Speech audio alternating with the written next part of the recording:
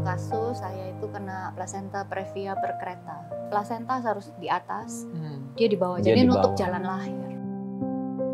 Terus selesai semua itu, saya pulang ke rumah, saya ketemu dengan istri. Begitu ya bangun, ya seperti ember dibalik tapi isinya darah semua itu.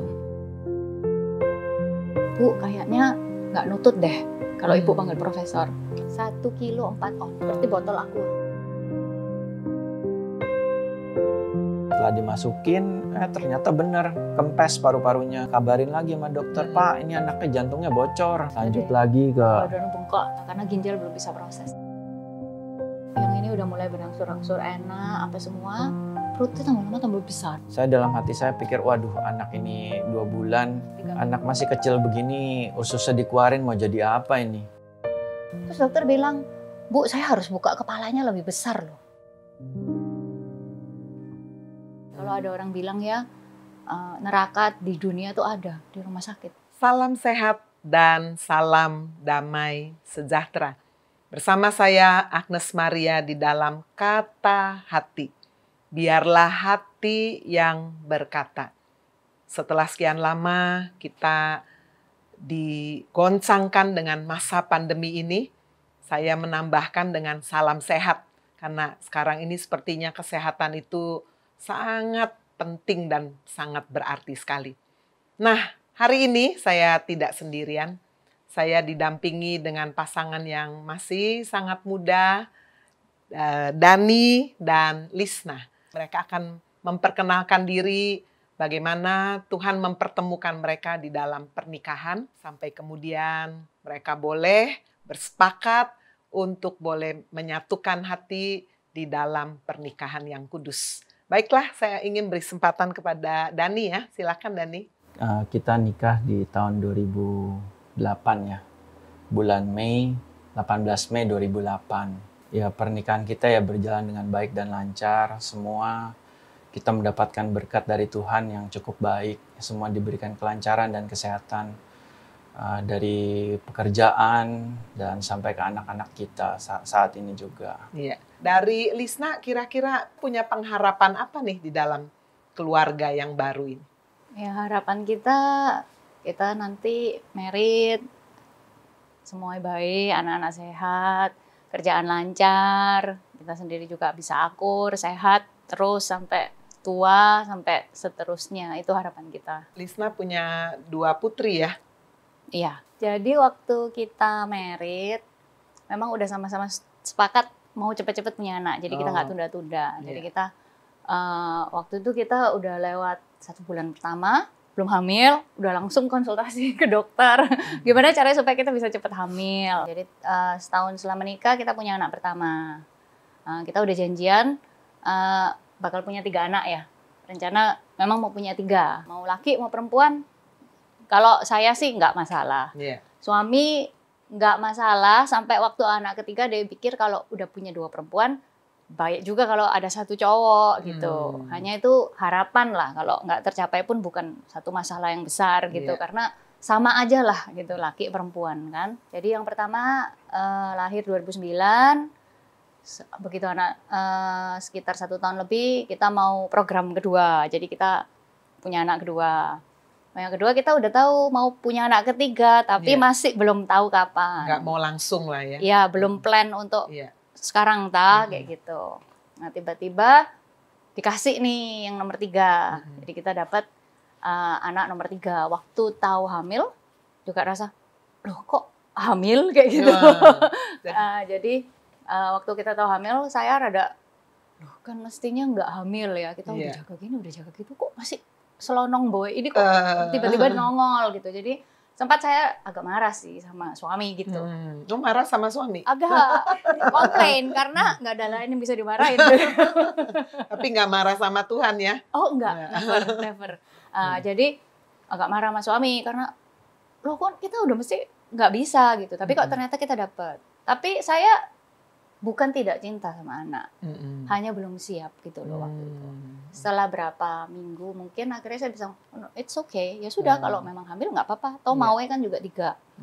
Kita sendiri juga siap, dalam keadaan siap, nggak ada halangan, nggak ada apa. Hanya itu mungkin satu ego lah, karena saya nggak mau, saya udah jaga, tapi Iya, ternyata kok dapat udah juga. susah-susah ngurusin, waduh udah ditiup lagi. Nah, kira-kira bisa menceritakan pada saat memasuki kehamilan yang ketiga ini ya, baik dari Denny sebagai suami, dari Lisna ya sebagai seorang istri, seorang ibu, kira-kira kayak ada firasat tertentu nggak? Ya mengingat tadi saya sempat ngobrol-ngobrol bagaimana Denny dan Lisna kan dari latar belakang keluarga yang religius juga ya. Khususnya Denny ya. Denny Iya, saya Bu. dengar kan keluarga yang religius ya, pendoa gitu ya. Nah, kira-kira mungkin bisa cerita nggak ada seperti tanda apa, Tuhan bicara apa, ada rasa apa gitu nggak? Kalau tanda itu sebenarnya karena memang kehamilan yang ketiga ini juga kita nggak ada persiapannya. Ya memang kita belum program apa segala. Kalau firasat ada mungkin. Firasat bakal dimarahin lagi kali ini. Karena baru selesai kemarin, baru ngurusin. Ini tiba-tiba hamil lagi. Jadi ya firasat tuh ada sebenarnya. Waktu pertama kali kehamilan itu udah ada rasanya rada sedikit nggak enak gitu loh, rada concern gitu loh, khawatir, cemas. Kira-kira kandungannya ini gimana gitu loh. Ada Padahal sedikit yang perasaan anak seperti pertama, itu. kedua nggak ada ya perasaan Nggak seperti ada, itu ya? hanya di kandungan yang ketiga ini aja. Jadi ada sedikit perasaan cemas, tapi ya kita jalanin semua itu ya sampai benar waktu kita cek waktu bulan ketiga ya kalau nggak salah ya. Bulan ketiga. Bulan ketiga dicek ya baru ketahuan dari dokter ada bilang kalau kandungannya ini nih previa ya. Ya. Jadi ada satu kasus ditemukan saya itu kena placenta previa percreta. Placenta previa percreta. Apa itu? Jadi placenta previa percreta tuh placenta baby itu tidak nempel di rahim, tapi dia nempel keluar dari rahim lanjut ke kantong kencing. Nah, sehingga pada waktu melahirkan dia nggak akan bisa lepas sendiri. Jadi kan biasa kalau orang melahirkan begitu bayi keluar plasenta copot. Iya, nah, betul. Kalau punya saya jadi nggak bisa. Jadi waktu bayi lahir plasenta ini ceket di kantong kencing. Iya. Jadi harus diangkat semua. Dia harus muter dulu di kandungan jadinya posisi. Tapi ini kondisinya ceket terus jadi ya posisinya ada. Posisi pun plasenta harus di atas, dia di bawah. Jadi nutup jalan lahir. Menurut dokter apa penyebabnya? Menurut dokter penyebabnya biasanya kalau hamilnya udah tua. Itu bisa. Ini padahal baru umur 29 waktu itu. Jadi bukan dari faktor usia, bukan juga makanan, bukan juga genetik. Jadi dari kira-kira wanita yang hamil bisa mengalami seperti Lisna ini gimana persentasenya? 1 dari 25.000 kehamilan. Jadi 25.000 wanita dapat satu. Kira-kira waktu dengar seperti itu gimana tuh? Waktu dengar ada kasus placenta previa percreta sih saya sih masih optimis ya. Dalam artian ya udahlah, ini paling satu problem yang nanti ada jalan keluar lah. Iya. Bukan sesuatu yang terlalu dikhawatirkan. Dokter pun bilang nggak apa-apa, kamu paling 8 bulan baru melahirkan. Katanya seperti itu. Jadi, dari Dani sendiri gimana? Ya waktu dengar ada kasus seperti itu dari dokter ya kita sih udah mulai cari-cari. Pertama informasi, terus juga kita ada konsultasi ke beberapa dokter. Ya karena kan ya saya mau istri saya juga bisa keluar itu juga dalam keadaan aman nantinya, operasinya berjalan baik dan lancar. Jadi kita juga ada cari-cari beberapa konsultasi ke beberapa dokter di Surabaya ini jadinya. Tapi so far semua dokter bisa menguatkan ya, nggak ada yang wah ini nanti bakalan begini bayinya. Ya dokter ada bicara, cuman tapi nggak pernah bilang sih kayak bakal ada bayinya ini akan prematur. Dokter hanya ada kasih step-stepnya apa aja yang harus kita persiapkan sebelum proses operasinya itu. Jadi dokter tuh udah bicara di awal nanti kalau misalkan kita operasi nanti ya seperti prosedur sesar biasa. Ya mungkin tapi bisa ada terjadi resiko pendarahan. Jadi mungkin dari pihak keluarga itu udah harus siap-siap untuk kantong darah. Jadi cuma sampai di situ ya. Dari Lisna sendiri nggak ada rasa ketakutan yang besar atau gimana pada saat itu? Waktu saat itu saya nggak ada ketakutan yang terlalu besar. Tapi karena saya ini orangnya agak kontrol freak ya. Baca, oh ini nanti bisa begini, bisa begini, bisa begini. Yang lucu begini Bu Agnes, kita mau cerita sedikit. Saya itu saking, karena ini kasusnya jarang. Iya, 25.000 ya, 25.000. Jadinya waktu itu tuh agak lebay sedikit. Saya pergi ke dokter tuh 4 orang. Dengan harapan apa? Waktu saya kontrol, kalau sampai saya tiba-tiba melahirkan, dokter-dokter ini saya nggak perlu kasih tahu lagi kondisi saya tuh kayak apa, karena mereka udah tahu. Waktu itu pikiran kita kayak gitu. Yeah. Nah, tapi yang lucu, ya itu memang Tuhan tuh bekerja banyak cara ya. Waktu saya melahirkan, 4-4 ini nggak ada. Oh. Jadi bukan 1 nggak ada. 4-4 ini nggak ada. Ada yang ke Bali, ada yang ke Jepang, jadi, ada yang membantu melahirkan nggak tahu sama sekali masalahnya. Atau sama sekali malah. Malah jadi bener-bener ya cuman kasih tahu ini plasenta per kereta, lalu prosedur. Nah, jadi itu mungkin satu pelajaran yang kita dapat juga. Yeah. Se-planning kayak apapun. Bagaimanapun rencana manusia, Tuhan yang memutuskan.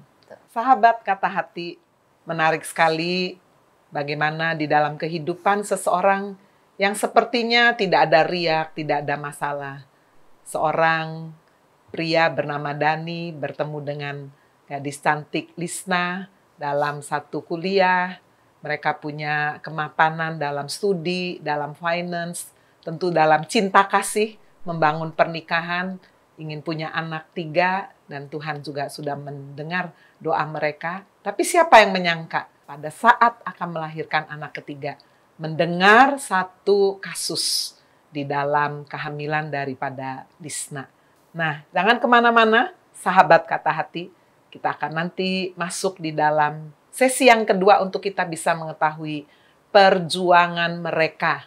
Ya, khususnya ketika melahirkan anak secara prematur, dan anak itu juga harus mengalami berbagai macam badai kehidupan yang sepertinya kenapa semua itu terjadi. Sahabat Kata Hati, kalau Anda terinspirasi dengan tayangan ini, jangan segan untuk like, komen, share, dan subscribe channel ini. Dan dapatkan tayangan-tayangan yang akan selalu menginspirasi, memberkati, dan memberi solusi. Kata Hati, biarkan hati yang berkata. Masih bersama dengan saya, Agnes Maria, di dalam Kata Hati, biarlah hati yang berkata. Saya ditemani dengan Denny dan Lisna. Tadi sudah menceritakan bagaimana pengalaman kehidupan pernikahan mereka yang langsung kemudian Tuhan karuniakan anak. Nah, sekarang kita akan masuk ya, setelah apa yang dikatakan oleh dokter dengan kasus yang cukup langka ya, dari 25.000 wanita mengalami satu kasus plasenta yang tidak pada tempatnya, tetapi yang nempelnya di kandung kencingnya tadi ya. Nah, mungkin dari Lisna bisa cerita proses melahirkan ya, itu seperti apa? Jadi waktu kehamilan 29 minggu, sekitar 29 minggu. Iya, sekitar 6 bulan lebih sedikit itu saya nggak rasa apa-apa. Jadi saya lagi di rumah, lagi kerja. Terus suami lagi pergi. Pas dia pulang, buka pintu, saya berdiri. Nah, waktu saya berdiri itu tiba-tiba seperti kayak ember disiram itu. Pendarahan. Jadi tiba-tiba sekali, nggak rasa sakit, nggak apa. Di waktu itu kita langsung berangkat ke rumah sakit. Jadi untung pas suami itu ada ya pulang. Buka pintu, pulang, masuk kamar itu yang saya pas lihat. Jadi kita langsung berangkat ke rumah sakit. Harusnya saya kan kantornya tuh di luar kota. Iya. Tapi hari itu rasanya feeling dari pagi itu juga udah rasanya nggak enak gitu loh.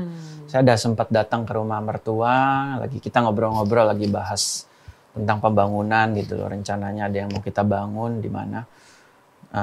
Kita juga ada mau ketemu sama arsitek. Tapi pada pagi itu setelah bicara, rasanya yang saya harus pergi keluar kota tuh rasanya kok saya males gitu loh pergi ke kantor gitu loh. Ya, saya ada bicara dengan mertua saya, kalau bahas masalah kandungan ini kita harus siap-siap untuk persiapan kantong darah.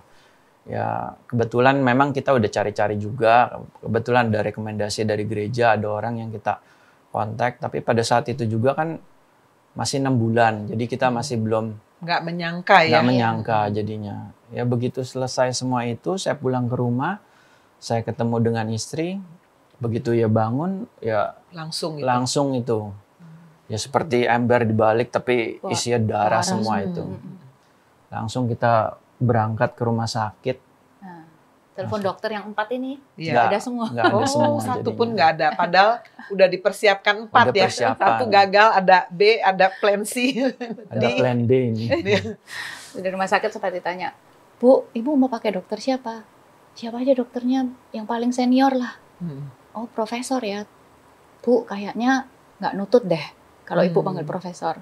Lebih Yang baik yang senior, ada senior. aja. Heeh. Ya udah, kita pakai yang ada akhirnya. Bayinya 6 bulan lebih ya di dalam kandungan. Pasti kecil banget ya. 1 kilo 4 ons. Wow. Seperti botol aqua. Kecil banget. Nah, jadi saya ingat waktu saya melahirkan, saya tuh berusaha untuk tetap sadar sampai anak saya keluar.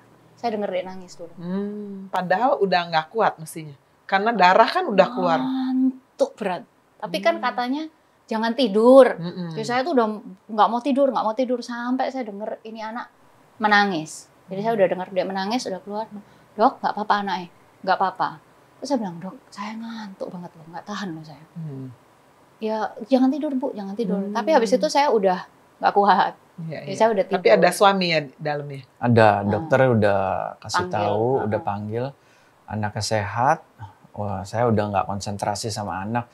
Kan fokus utama saya Istri. karena istri kehilangan banyak darah, dokter udah info ke saya kita perlu kantong darah sekitar 6 ternyata. Cukup banyak itu. HB-nya juga udah turun, udah sampai 2 habis. sampai saya. 2. Oh. Ya, jadi mulai dari situ langsung telepon kiri kanan, kita langsung ke PMI. Jadi urgensinya benar-benar untuk darah ini benar-benar sangat urgent sekali jadinya. Nah, setelah saya urus itu semua, kantong darah terpenuhi, udah masuk. Darah pun juga kita udah nggak bisa cek. Jadi kan biasa ada prosedur Screening. screeningnya dulu. Jadi Nggak nutut. udah nggak nutut karena HB-nya udah benar-benar rendah. Ya terpaksa jadinya udah benar-benar kita ambil aja darah yang ada yang available Yang itu ya cocok kita langsung masukin gitu jadinya. Setelah darah ini masuk ya posisi masih belum sadar. Masih 2 dengan hari ya? iya 2 hari dengan nggak bantuan sadar. alat 2 hari, nafas itu. Iya. Jadi saya sempat waktu habis setelah anak saya keluar, saya tidur. Tidur tuh saya kayak lihat badan saya tuh tenggelam. Seperti udah mau. Mungkin ya. Saya rasa kayak Ada perasaan begitu nggak waktu itu Lisna? Waduh, apa ini iya. hari terakhir Saya pertama lawan nih, saya lawan. Masih bisa, masih mau napas gitu. Terus terakhir nggak bisa napas. Nggak bisa napas, bener-bener kayak ditutup gitu mulutnya. Terus saya lihat badan saya tuh seperti tenggelam di laut gitu. Jadi saya kayak dari jauh lihat badan saya tenggelam. Terus saya nyerah, ya udah kalau memang nggak bisa napas ya udah nggak bisa napas gitu. Tapi nggak ada rasa kesakitan. Iya, iya. Jadi biasa Tapi aja. kemudian bisa sadar lagi. Lalu saya sampai di ruangan putih gitu. Oh. Nah, jadi sempat saya udah di ruangan putih, ada angin kencang, tiup saya dari belakang suruh maju ke depan gitu. Tapi saya takut, jadi saya pegang-pegang ke dinding, terus saya bilang, Tuhan, jangan dulu. Anak-anak sih kecil, papa mama Jadi juga sempat nggak bisa. tawar-menawar juga ya. Suami juga berat gitu. Jangan sih, bukan nggak mau pergi sekarang, Iya. pergi nggak apa-apa, tapi nanti kalau udah siap semua. Jadi, Suami ada perasaan nggak Dani waktu itu? Perasaan sih nggak ada. Saya yakin semuanya karena setelah kantong darah itu dikasihkan ke dokter, dokter udah bilang sama ini kondisi ya berangsur-angsur baik gitu loh. Iya. Jadi ya saya cukup tenang sih. Tapi yang nggak disangka-sangka itu malah anak gitu loh. Anak ya. Iya, selang 2 hari itu, setelah semua udah saya selesaikan urusannya Udah dengan istri istri, sadar ya. sadar. Wah, alat napasnya bantunya udah dilepas ya hari Minggu. dicopot.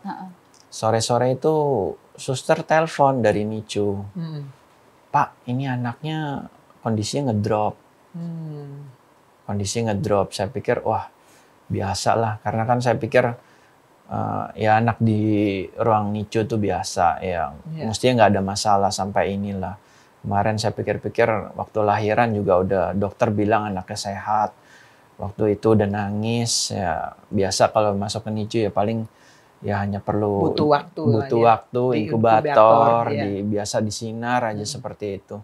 Tapi pas hari Minggunya itu, suster telepon ke saya sore, Pak ini anaknya ngedrop gitu loh.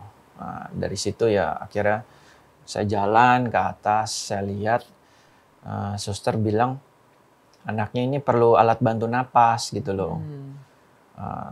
Ya kebetulan ya nggak ada orang yang bisa saya konsultasi gitu loh yang lalu. Ya, istri masih nggak sadar, ya. yang itu baru pulih lah, baru ini.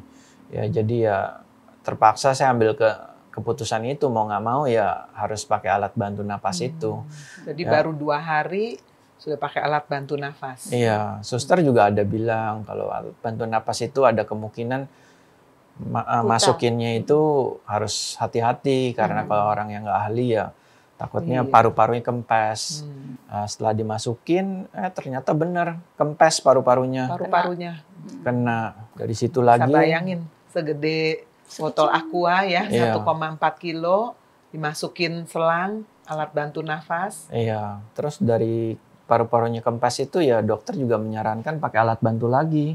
Jadi dibuka di sini, kasih alat tiup itu loh. Oh. Supaya paru-paru ngembang. Ngembang lagi. Tapi besok paginya lagi dokter kan mulai cek, dokter anak. Dicek lebih lanjut lagi. Kondisinya jantung. Ya, kabarin lagi sama dokter, Pak ini anaknya jantungnya bocor. Waduh. Paru-parunya kempes. Dari paru-paru kempes, Jantungnya bocor. Terus jantung bocor ya. Solusinya udah diiniin ya udah selesai. Jantungnya bocor ya dikasih obat paracetamol aja yang lalu bisa sembuh puji Tuhan itu. Lanjut lagi ke Badannya bengkak. Badannya bengkak. Ya, karena ginjal belum bisa proses air. Oh, kena ginjal juga. Bengkak Iya. semua badan. Nah, kita masih bingung jantung. Karena yang utama jantung dulu. Paru-paru. Habis itu kita bingung paru-paru. Ginjal. Habis itu badannya bengkak, air semua. Itu kita bingung itu 3 dulu. Habis itu yang ini udah mulai berangsur-angsur enak, apa semua. Perutnya tambah besar. Karena nggak bisa ke belakang, nggak bisa buang. Perutnya Karena lama-lama mekonium itu belum bisa kebuang dan juga karena udara yang masuk itu dari alat bantu itu. besar sekali perutnya. Di badan anak kecil perutnya besar. Tuh dokter bilang harus operasi ya. Iya, operasi. Jadi baru berapa hari sudah harus dioperasi anaknya? Sekitar itu menjelang 1 bulan itu. Oh, jadi udah nggak pulang dah. Nggak pulang. Lisna udah pulang, anak masih di situ ya? Iya. Jadi ada sepsis juga, sempat infeksi itu. Infeksi darah, infeksi. Nah, pada waktu kemudian badannya penuh dengan air itu, terus gimana? Setelah 1 bulan? Aduh, udah nggak karu-karuan lah. Jadi kulitnya udah ungu warnanya. Karena kan harus transfusi darah terus. Iya. Karena dia kekurangan ini, kekurangan itu, HB turun, infeksi, semua lah pokoknya. Jadi ini anak bentar paru-paru di ini, jantung diapain, aduh. Jadi alami operasi berapa kali tuh? Kalau operasi cuma 2 kali yang lahir itu. Dibuka kepala apanya aja? Kepala dibuka? Aja. Oh.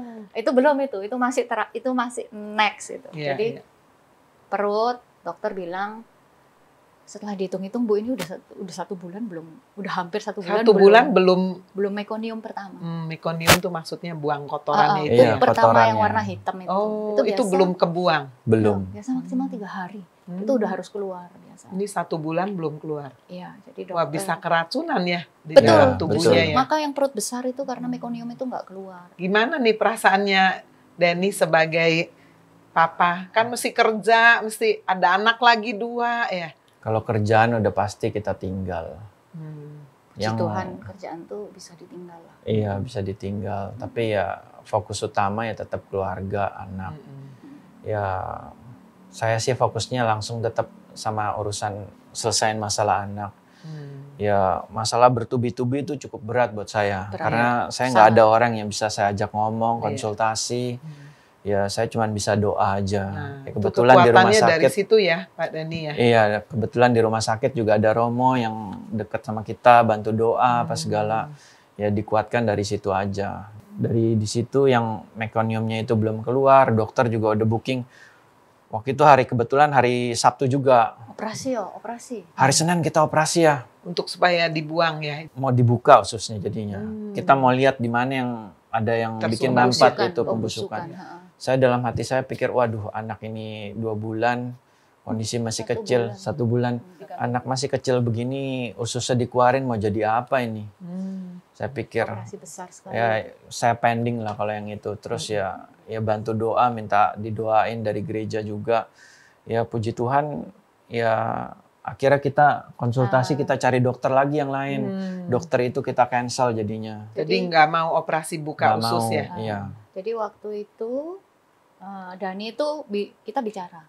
Kalau kita nggak buka ini sekarang, sewaktu-waktu dia bisa pecah di dalam. Kalau dia pecah di dalam, itu statusnya emergency. Iya. Mungkin nggak nutut, mesti keluarin semua, bongkar Betul, semua, iya. bersihin apa segala untuk masuk. Tapi kalau kita operasi, itu operasi yang sangat amat sangat Riskan. bahaya. Iya. Karena buka perut, keluarin Betul, betul. usus. Biasanya, saya kalau dikasih tahu suami nggak mau nurut. Tapi waktu kejadian itu, yang logika-logika, teori-teori itu hilang semua. Jadi waktu kejadian itu, saya udah nggak bisa pikir normal. Karena apa? Terlalu rindu tuh sama ini anak. Iya. Kita nggak bisa lihat, kita nggak bisa pegang, nggak bisa bawa pulang. Saya tuh udah nangis terus. Akhirnya handuk tuh sudah diputer-puter pergi gendong. Oh, sampai udah gitu Sudah ya? mulai gitu. Sudah stres ya? Mungkin udah stres itu. Terus suami bilang, kamu kalau kayak gini terus lama-lama kamu gila loh. Jadi kamu lebih baik kalau kamu mau nangis, kamu doa aja. Iya. Jadi terpaksa berdoa. Daripada kamu kayak gini, nanti kamu gila lama-lama. Wis berdoa, pokoknya kamu nangis, kamu doa. Jadi waktu itu saya belajar, pokoknya semua keputusan kamu Dah yang terserah ambil. suami dah. Kamu yang ambil. Padahal biasanya. Biasa ayolah ini keputusan kamu yang ambil. Jadi waktu ditanya, kamu mau operasi nggak? Saya tanya sama suami, feelingmu ya apa? Kata hatimu apa?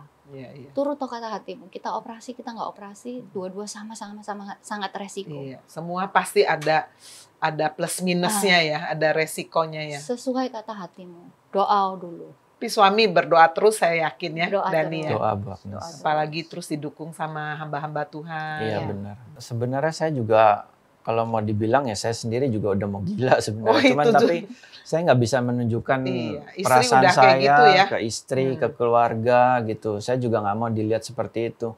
Ya kalau di depan istri ya saya ya kuat-kuatin aja. Perasaan saya yang hancur ngelihat anak seperti itu, ninggalin anak gitu loh. 2 di rumah, terus dia itu perasaan lihat anak yang kecil begitu selang semua kiri kanan infus. Semua ya. Iya. Ya perasaan tuh ya benar-benar hancur. Ya untungnya ya dibawa dalam doa semua itu bisa lewat puji Tuhan ya. Sahabat kata hati luar biasa ya. Saya tentu nggak mungkin bisa berkata saya bisa turut merasakan, nggak mungkin. Tapi dengar dari cerita ini, rasanya istri udah mau gila, suami juga mestinya udah mau gendeng juga nih. Tapi dikuat-kuatkan. Dan kita belajar ya dalam kondisi seperti itu. Tadi saya menyimak kata-katanya Lisna ya, saya terpaksa berdoa. Ya memang seringkali kita harus disudutkan ya. Mungkin dijongkrakkan. Ini kamu mau lari sama siapa lagi kalau bukan kepada Tuhan. Gitu ya. Nah mungkin apakah proses ini udah selesai? Belum ya rasanya ya? Dani bilang, perasaanku bilang jangan operasi. Yakin aku, gak usah operasi. Iya. Jadi karena kita nggak ambil langkah operasi, kita pikir cari dokter yang bisa non operasi. Saya panggil dokter saya yang pegang saya waktu bayi. Iya. Jadi dokter saya, Prof. Subi yang waktu itu, saya minta tolong datang Prof. Subi, juga seorang ahli gastroenterologi. Datang Prof. Dia mau. Jadi tempat itu sebenarnya bukan tempat praktek dokter. Jadi Prof. Subi mau datang gini. Non saya coba 1 minggu. Kita nggak tahu apakah anakmu ini ususnya normal, hanya dia belum aktif karena masih terlalu kecil. Iya. Atau dia memang ada pembusukan di dalam. Saya akan coba 1 minggu pakai teknik yang berbeda dari sebelumnya. Kalau memang nggak bisa 1 minggu, saya bilang ya sudah operasi, nggak ada solusi karena ya udah oke dok kita coba 1 minggu. Jadi dia pakai tekniknya sendiri. Singkat kata hari ke-7 ketemu di ruang baby, Prof bilang ke saya, kayaknya anakmu nih nggak bisa. Besok kita barium enema. Jadi barium enema itu semacam proses memasukkan cairan, cairan Oh, kontras cairan. warna dalam usus. kontras. Jadi biar tahu posisinya di mana yang Rusaknya di mana? rusaknya di usus. mana. Busuknya di Ha-ha. mana Iya. ya? Tapi barium-enema juga ada Resiko. risiko Resiko. karena begitu dia pecah. keracunan Iya. jadinya kalau itu. Nah, ini juga salah satunya nih, salah satu mukjizat yang Mukjizat dikasih juga. sama Tuhan jadinya. Hmm. Karena besok dokter itu bilang kita melakukan 9. prosedur barium Iya. enema. Saya pikir wah, udah saya masuk ke ruang NICU. Saya masuk ke ruang NICU. Suster ya marah, maksudnya bukan jam kunjungan, bukan apa ya. Tapi saya udah nggak peduli lagi. Jadi saya masuk ke dalam sana, saya doa. Kita tangan kan nggak boleh masuk ke dalam inkubator. Hmm. Saya ya orang zaman dulu tuh kalau misalkan ini perut kadang-kadang kita kasih minyak gitu loh. Iya. Jadi ya saya masuk, saya udah nggak pusing suster marah atau apa kan Pakai harusnya minyak steril. tawon. Saya kasih minyak, perutnya Perutnya. saya elus, saya Sambil sebut didoakan ya. Sambil doa. dalam sebut nama Tuhan Yesus, Tuhan Yesus, Tuhan Yesus, saya pasrahin sama Tuhan Yesus. Saya pulang, malamnya suster dari Jam NICU 12 malam. Saya ingat tuh, 12 malam. ngabarin ke kita. WA. Ibu, anaknya udah Bisa. pup. Udah keluar ini. Apa ini dikasih foto pempes sama apa namanya pupnya Iya. gitu. Ini udah Hitam keluar semua ya? mekoniumnya hitam semua ini udah keluar. Selang 15 menit WA lagi. Bu, pup lagi. Bersih udah ini keluar. Selang mungkin 15 menit WA lagi. Bu, ini pup lagi. Jadi betul-betul bertubi-tubi ya. aduh. Lega ya. Iya. Jadi besok pagi. Langsung itu kita forward ke Prof Subi ya. Iya. Ya sudah, besok cancel gitu. Oh, itu mujizat. Itu luar biasa mujizat. ya. Betul. Jadi udah coba dokter profesor ya untuk supaya jangan dioperasi pun udah Udah hampir sampai- angkat tangan. Iya. Setelah itu 1 bulan ya. Kita hitung mekonium keluar itu 1 bulan. Itu kita masih ada problem-problem yang lain. Sebentar dia punya HB turun, naik, Infeksi bengkak, jamur. ada infeksi juga, terus bengkaknya pelan-pelan turun, apa segala. Nah, kita tinggal belum cek 2. Kepala sama mata. Mata. Jadi yang jantung kita udah dapet, paru-paru Paru-paru kita udah sudah dapet, oke, ya. perut kita udah dapet, ginjal udah dapet, yang pembengkakan, sepsis apa semua udah dapet. Tinggal Tapi 2 yang belum. anak tumbuh ya, Ya, tambah berat badannya. enggak, Oh enggak. Itu Nggak berat tumbuh. badan juga kondisi yang lalu makannya harus disonde. Jadi dimasukin selang. iya. Susu juga harus susu spesial buat naikin berat badan karena kondisinya benar-benar kecil gitu. Iya. sekali ya. Iya. Nggak tumbuh. Jadi 1 bulan Terus tuh turun, Pada bukan waktu naik. periksa itu mata dan kepala, Nah, terus itu setelah yang krusial ini udah lumayan baik. Next step tuh periksa kepala. Jadi mungkin sekitar 1,5 bulan lah. Mungkin ya 4 minggu lah periksa kepala. Bu, anaknya pendarahan otak. oh, kok bisa pendarahan otak? Karena Gimana? dia prematur Hmm. dan saya pendarahan besar. Oh, Jadi jadi berpengaruh ke Nah, nggak dapat oksigen. Hipoksi itu namanya. Iya, hipoksia. Jadi dia nggak dapat oksigen. Asupan oksigen ke otak kurang, pecah pembuluh darah. Maka terjadi pendarahan otak. Grade 3 ya waktu itu ya. Grade 3. Grade 3. grade 3 itu udah termasuk kritis juga. Oh iya ya, 1, 2, 3, 4 paling tinggi. Hmm. Nah, jadi kalau misalnya sampai masuk ke 4 itu yang ya sudah Sudah nggak- hopeless sudah ya. hopeless, Terus ada hidrosefalus Bu, karena ada Oh, pendarahan ada ini. air juga di dalam. Karena pendarahan otak tuh menyebabkan hidrosefalus ini. Oh, Jadi Jadi salurannya salurannya buntu. kebuntu sama gumpalan darah. Nah, otak ini karena ada saluran yang buntu, dia reaksinya dia produksi air. iya betul. Airnya itu dengan bisa catatan lewat. harapannya itu dia mau bersihin saluran yang buntu, lukanya. Iya, iya. Tapi karena air produksi terus, lukanya ini nggak bisa, salurannya nggak bisa tembus, Iya. ya makin lama Kepala cairannya. tambah besar. Tambah lama tambah besar. Kalau Tadinya dibiarin. badan besar, Sekarang sekarang kepalanya yang Nah, besar. jadi Iya. kalau pokoknya kita kalau udah dengar hidrosefalus kan udah takut ya. Iya betul. Pendarahan Saya otak udah bayangkan takut, ya hidrosefalus udah anak yang takut. kepala besar itu. Tanya lagi, Ibu mau operasi? Hmm. Nah, jadi waktu yang di masalah operasi ini bicara dengan suami, keputusanmu ya apa? Hmm. Operasi kita. Ya. Kira-kira gimana kok bisa yang kemarin nggak mau operasi, yang ini kok operasi? Sebenarnya sih dalam hati itu masih ada harapan Tuhan tuh mau tolong gitu loh. Tanpa Anak ini operasi. kalau perlu tanpa operasi. Iya. Karena saya udah merasakan, wah Tuhan selalu buat mujizat dalam hidup Iya. saya. Ini pasti juga gitu loh. Jadi harapan saya sih, ya dengan saya berdoa gitu loh, Tuhan mungkin pasti dengar doa saya, dijawab, ya anak ini bisa disembuhkan tanpa operasi.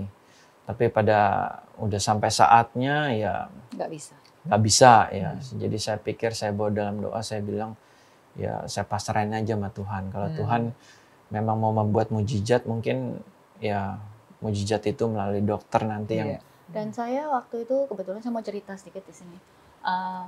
Saya ada seorang stranger dalam artian nggak pernah ketemu sama saya sebelumnya. Entah dia dengar dari mana anak saya ini bermasalah. Tiba-tiba dia datang. Dia bilang sama saya, anak saya juga hidrosefalus. Tapi terlambat. Kamu cepet operasi. Jadi buat saya ini seperti diutus dia Tuhan, ini seperti ya? Pertolongan lah buat saya. Jadi meneguhkan bahwa kali ini dioperasi gitu. Operasi terus gak usah ragu, operasi jangan terlambat. Jadi saya sangat merasa ya bersyukur banget orang ini bisa nggak kenal saya, tapi dari satu bentuk pelayanan. Begitu saya ada problem, didatang ke tempat saya untuk kasih saya kekuatan. Tuhan yang datangkan. Betul. Malaikat tanpa sayap. Akhirnya dioperasi dalam usia berapa bulan? Mungkin sekitar usia 6 minggu. 6 minggu atau 7 minggu waktu itu. 6 atau 7 minggu. Berarti operasi yang kedua ya? Operasi pertama di kepala. Berhasilkah? Awalnya berhasil. Awalnya berhasil. Nah, satu-satunya tes yang normal mata, puji Tuhan. Jadi dari semua matanya baik, Bu. Aduh. Thanks God ya. Kita pulang.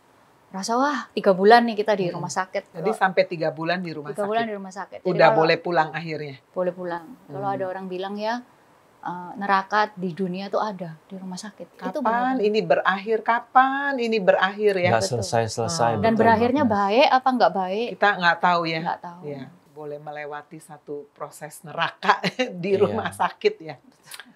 Sahabat Kata Hati, ketika kita mendengar sharing dari Dani dan Lisna, hati kita rasa teriris ya.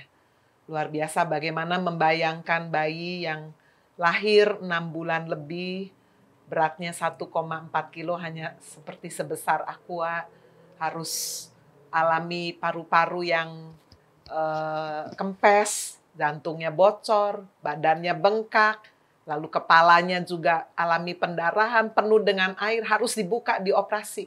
Wah, bagaimana kelanjutan daripada bayi Valerie Gwen ini? Kita akan masuk di dalam sesi yang ketiga, sesi yang terakhir. Jangan kemana-mana, sahabat Kata Hati. Bersama dengan saya, hati kita yang akan berkata.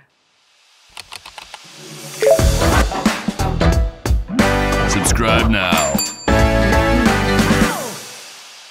Sahabat Kata Hati, ternyata mujizat itu masih ada. Miracle still happens. Biarlah hati yang berkata. Dalam sesi yang ketiga ini, saya tidak hanya bersama dengan Dani dan Lisna, tapi bersama dengan mujizat keajaiban Tuhan, Valerie Gwen. Ya, kita kasih tepuk tangan. Halo Valerie. Hai. Hai, how are you? Good. Wow, luar biasa ya. Valerie, cita-citanya apa nih?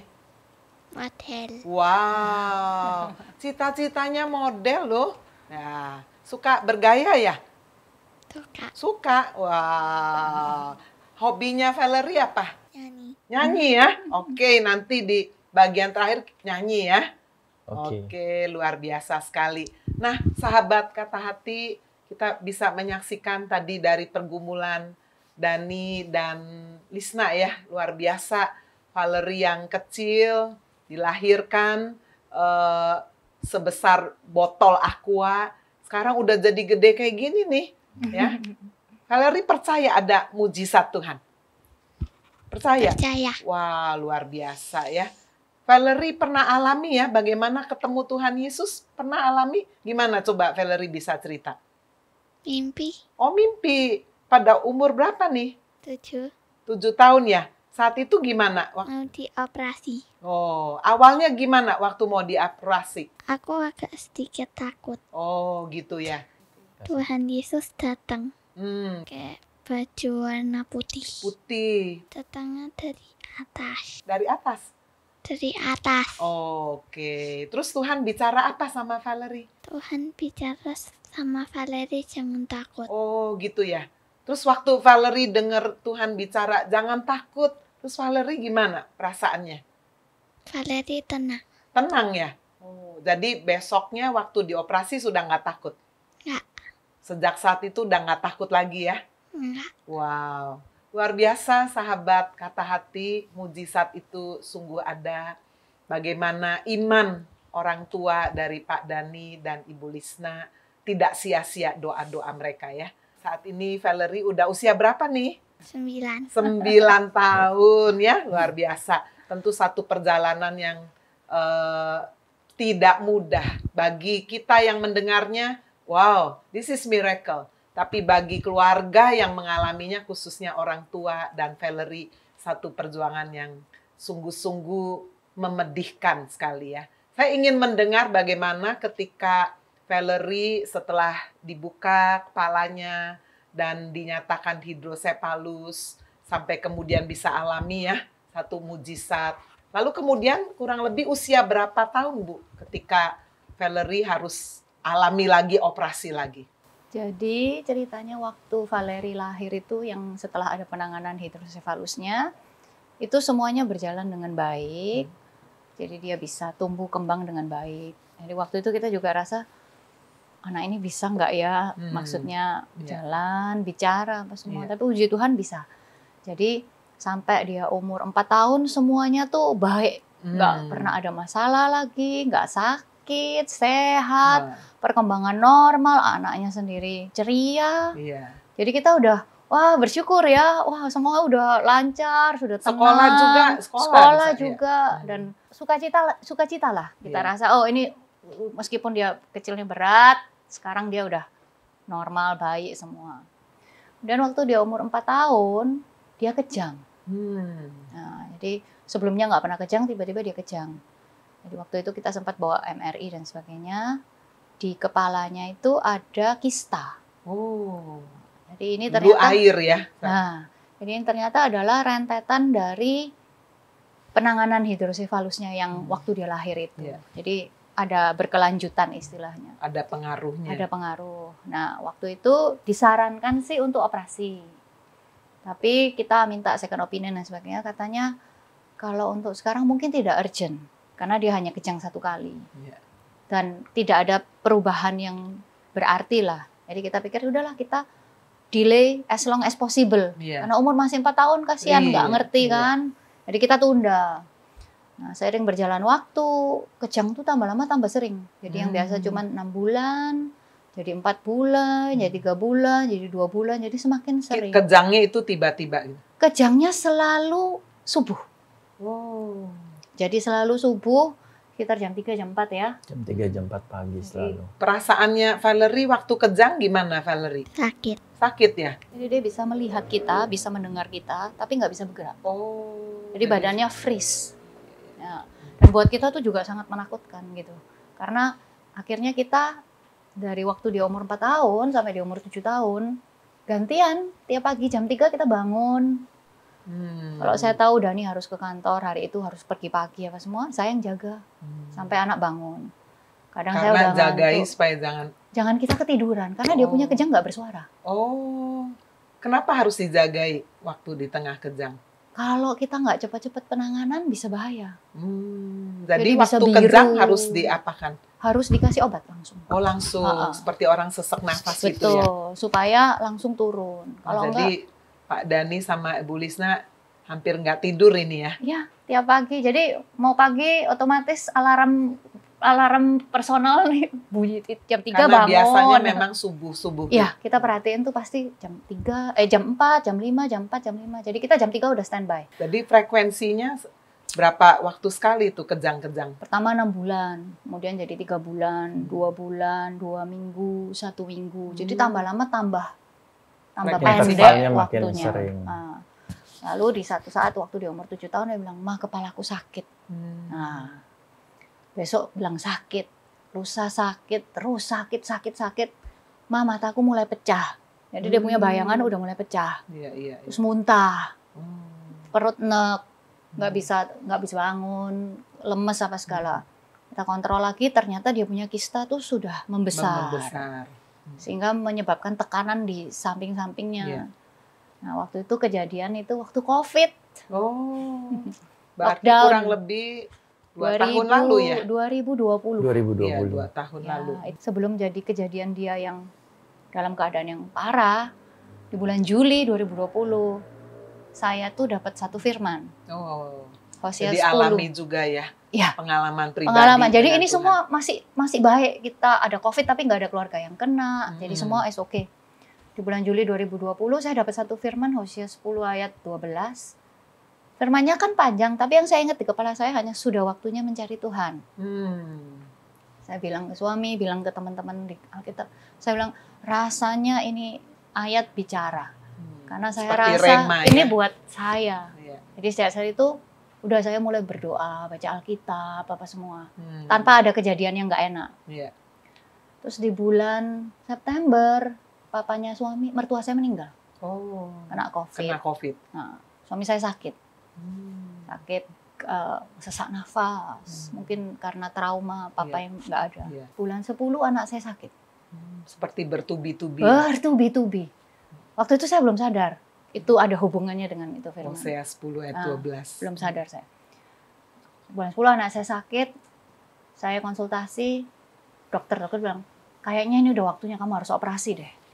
Nggak bisa kamu nggak operasi. Iya. Ya sudah, jadi kita putuskan, oke kita operasi. Cuman problemnya sekarang kita mau operasi, gimana cara kita mau Karena pergi. COVID.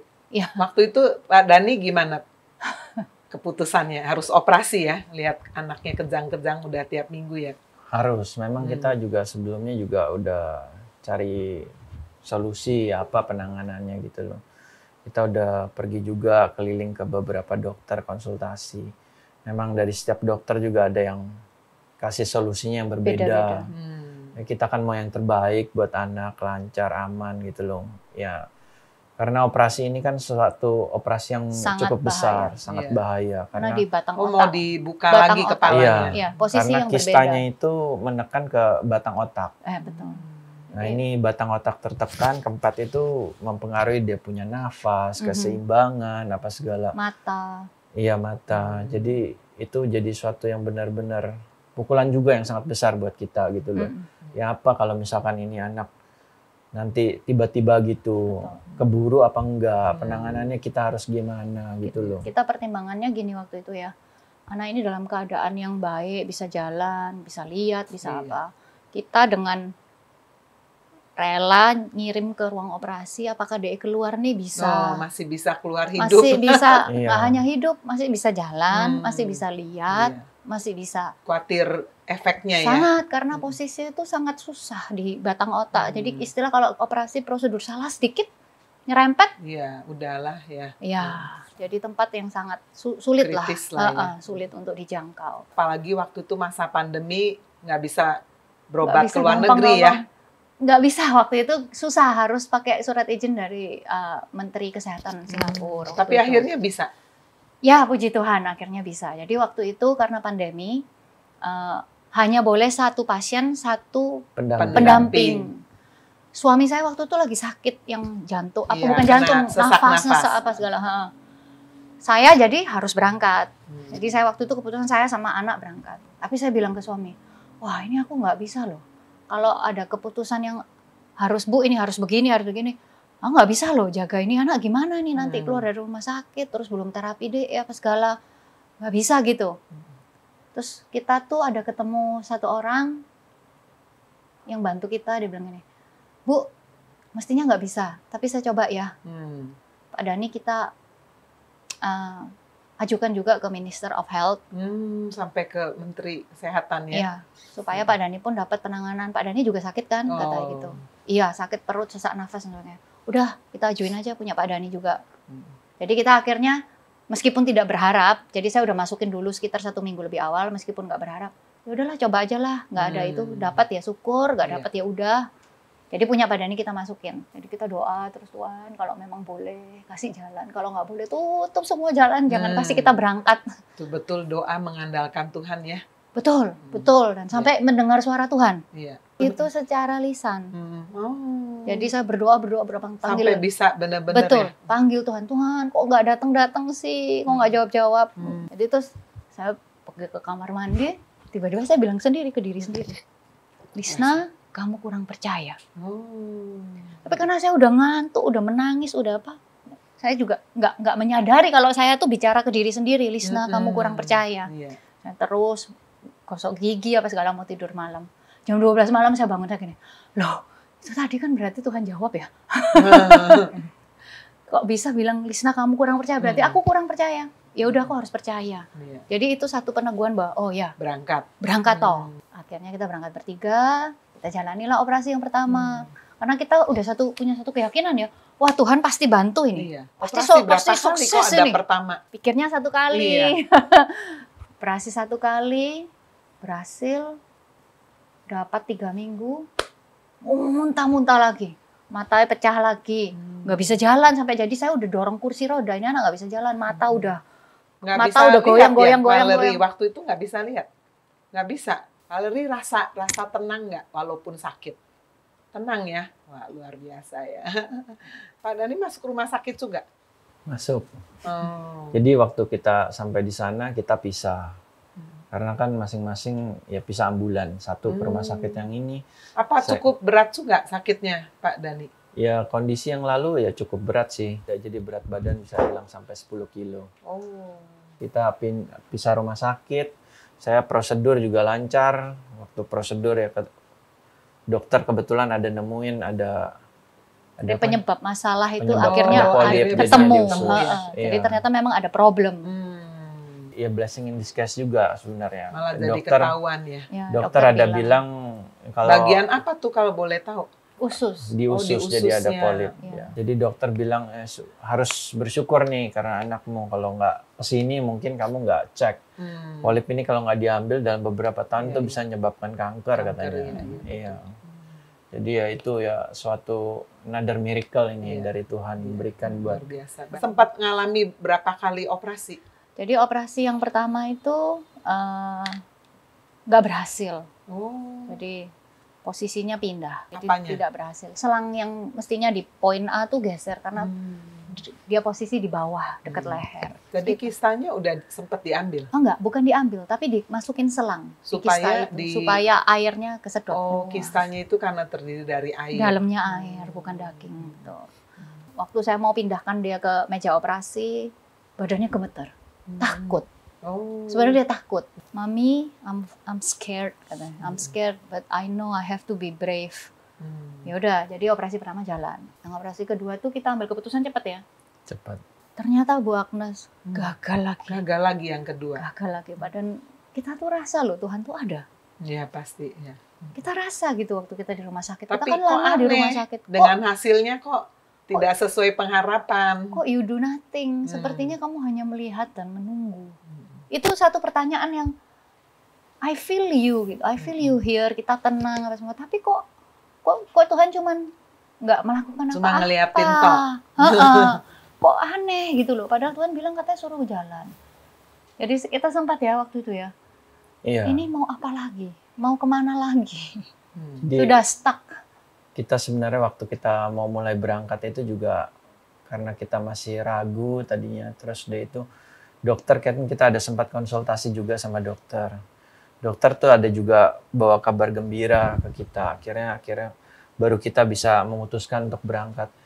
Sebenarnya Valerie ini dapat satu mukjizat lagi dari Tuhan. Jadi selang yang pertama itu yang dipakai, yang dari operasi yang dari Indonesia itu, dokter bilang penempatannya itu tuh udah nggak di lokasi yang tepat. Jadi sebenarnya selangnya itu udah nggak kepake. Jadi sebenarnya ini udah sembuh Valerie ini.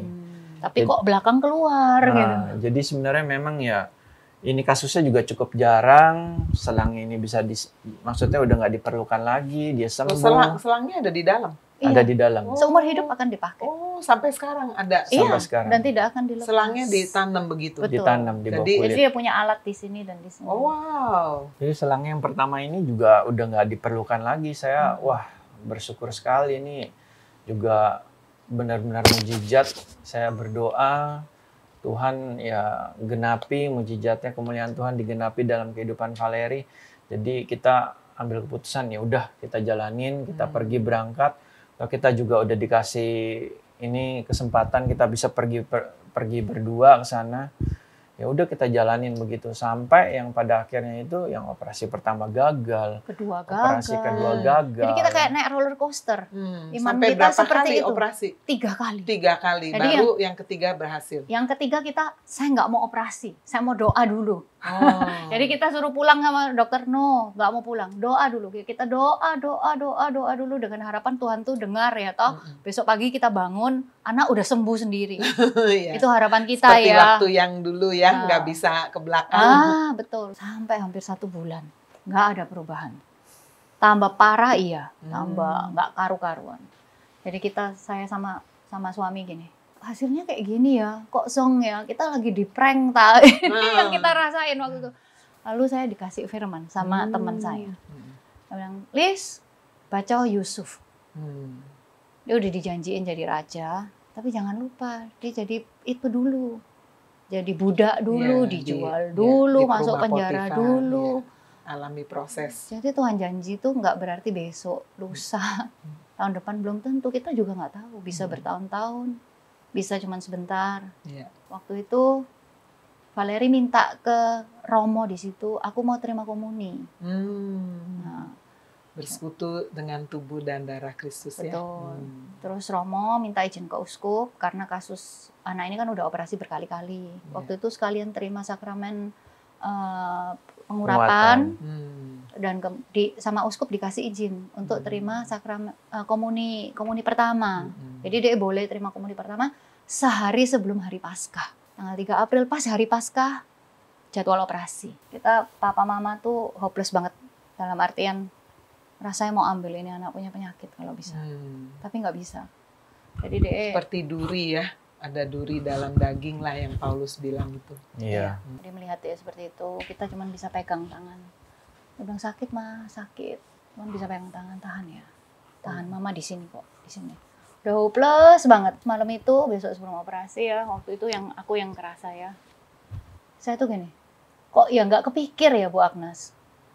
Saya tuh bilang, aduh kamu kok kalau Isa mama ambil semua sakit penyakitmu kasih no mama lah nak. Kamu sembuh lah, biar mama sakit lah, gak apa-apa lah. Terus saya mikir gini, ini kan hari Paskah ya besok ya. Aku nggak bisa, kita nggak bisa ambil karena kita orang tuanya nggak bisa ambil. Tapi Tuhan bisa loh.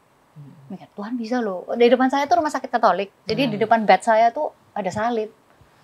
Terus saya tuh mikir, Agnes, ya Tuhan, kamu sudah tergantung di kayu salib, udah disiksa, ini hari Paskah. Saya minta tolong ambilin punya anak sekalian. Kan kalau kita dekat sama Tuhan tuh kita rasa juga Tuhan seperti keluarga. Jadi rasanya seperti saya minta papa saya untuk ambil penyakit anak. Berat juga mau minta gitu. Karena itu kan penderitaan juga ya. Jadi waktu itu ada pergumulan juga sebelum meminta tuh, tapi terus akhirnya saya bilang, Tuhan, sorry ya, minta maaf ya, udah kayu salib, udah menderita, udah apa, satu lagi, sedikit lagi, punya anakku tolong, aku nggak bisa ambil alih, tapi Tuhan pasti bisa. Jadi malam itu udah berserah. Besok berserah di situ ya. Jadi operasinya juga Bu Agnes sebenarnya karena operasi yang pertama gagal, kedua gagal, metodenya kan salah, jadinya gitu. Lucu Istri juga saya ya. ini kan tipenya orangnya yang suka baca-baca artikel, ini caranya gimana, kita harus gimana, prosedurnya lebih baik gimana. Dia baca ya tapi nggak ketemu jawabannya juga Bu Agnes. Ya sempat kesel sama saya, bantu baca nih apa gimana, cari kamu tahu kok doa gimana. terus saya baca buku ini loh, biar dapat jawaban dong. Kamu doa terus, aku baca nih, aku ya stres baca terus gitu. Aku sempat bicara gitu sama suami. Kalau saya sih ya merasa ya seperti pelajaran dalam hidup itu, kita manusia, kita berencana, dokter kita boleh pakai yang paling baik apa segala. Kalau Tuhan yang ada kuasa Tuhan di situ pasti ya terjadi. Ya semua ini ya dibawa dalam doa ya. Akhirnya dalam doa itu ya sampai akhirnya ya nggak tahu mungkin dari Roh Kudus gitu loh. Roh Kudus kasih jalan keluar. Iya, Roh Kudus kasih jalan kita keluar. Malah kita yang kasih Inform ide. ke the dokter. Hmm. Jadi lucunya gitu. Jadi waktu operasi ketiga kenapa kita nggak mau cepet-cepet? Karena dokter itu pakai cara yang sama terus. Hmm. Jadi kita putuskan nggak mau, kalau cara yang sama nggak mau. Kita tunda ya terus semaksimal mungkin. Gitu. Suatu saat waktu saya bicara sama suami yang saya agak marah itu, kamu doa terus loh, pikir Rota.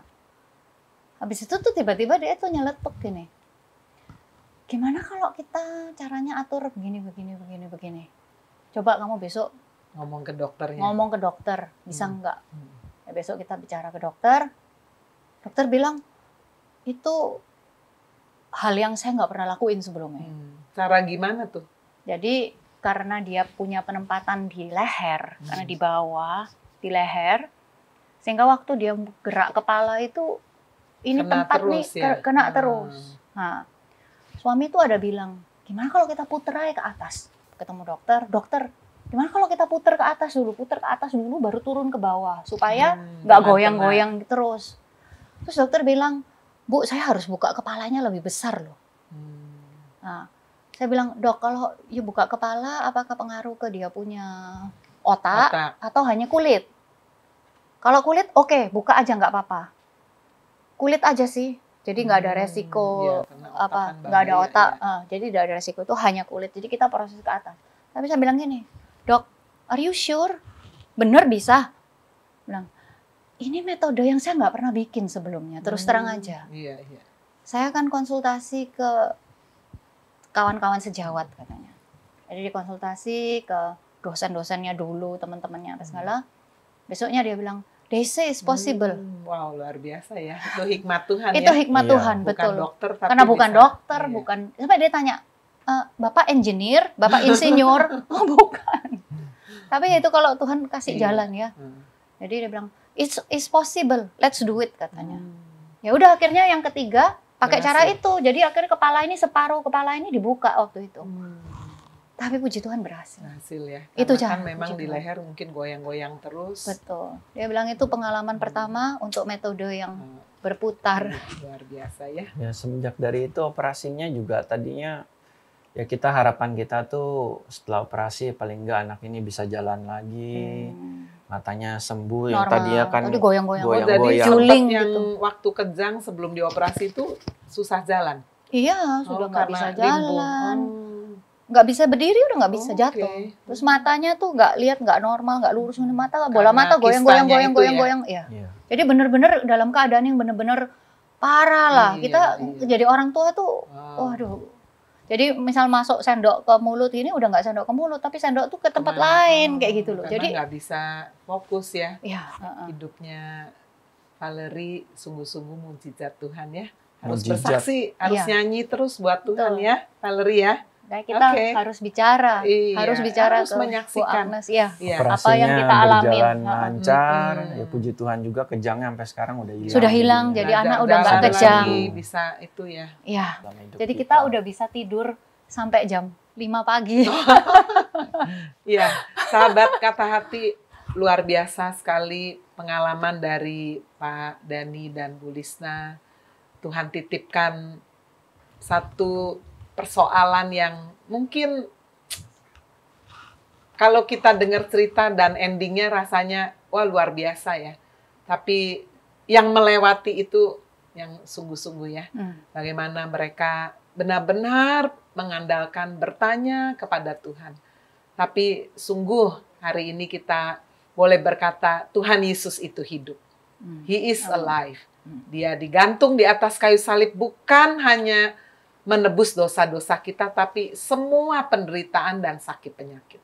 Dan bagaimana dengan Pak Dani dan Bu Lisna ya setelah melewati ini, kira-kira ada satu kerinduan apa, pesan apa kepada para keluarga, orang tua, mungkin juga yang saat ini sedang menyaksikan Kata Hati, ada yang sedang mengalami persoalan ya, mungkin hampir sama ya, mungkin ada yang sakit, mungkin juga ada persoalan yang lain. Apa pesan yang ingin diberikan oleh Pak Dani dan Ibu Lisna? Pesannya sih ya kita itu semua tuh harus berpasrah sama Tuhan.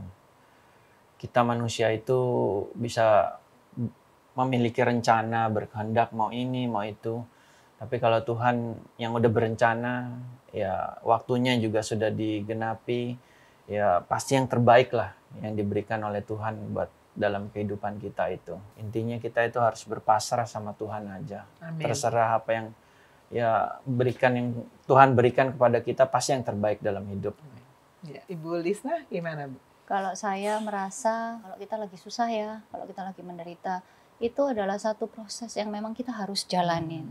Jadi Tidak rumput hijau terus ya. Betul. Jadi Ada waktu kita lembah menderita kekelaman. itu nggak apa-apa, jangan dilawan. Jangan dilawan, terima aja. Ya udah, ini memang porsiku. Jadi kita jalanin itu dengan satu perasaan yang lebih hati itu lebih legowo. Kalau kita lawan terus, kok bisa gini, Ya, itu nggak stres. selesai. Nanti bisa gila sungguhan. Betul. Terima ya, memang hidup itu seperti ini gitu loh. Nggak sempurna, Gitu ya. ada waktu Jadi, kita bahagia. Terima aja. Terima Musim aja. kehidupannya lagi rontok. Jangan ya, musim lawan. dingin lewati ya. Anggap aja kita di air, sungai. Kalau memang kita lagi susah, Tidak hanyut kata firman hati kita Tuhan. lagi menderita. Jangan kita lawan itu arus, capek. Oke. Ikutin aja. Ya. Nanti suatu saat ada satu titik di mana ada jalan keluar. Iya. Baik kita syukuri, Iya. nggak baik pun di saat waktu kita lagi rendah, Tuhan pasti kasih kekuatan. Baik sahabat kata hati, di akhir dari pertemuan kita, saya akan panggil dua putri kakak dari Valeri, yaitu Selin dan Jesslyn. Ya, Selin dan Jesslyn boleh bersama-sama kita, dan keluarga ini akan menyanyikan lagu yang memang Tuhan taruh di dalam hatinya Valeri ya. Hati yang gembira ya. Nah, saya tanya sama Selin ya, pada saat Selin alami bagaimana adik Valeri sakit, gimana ya perasaannya Selin, gimana perasaannya Selin?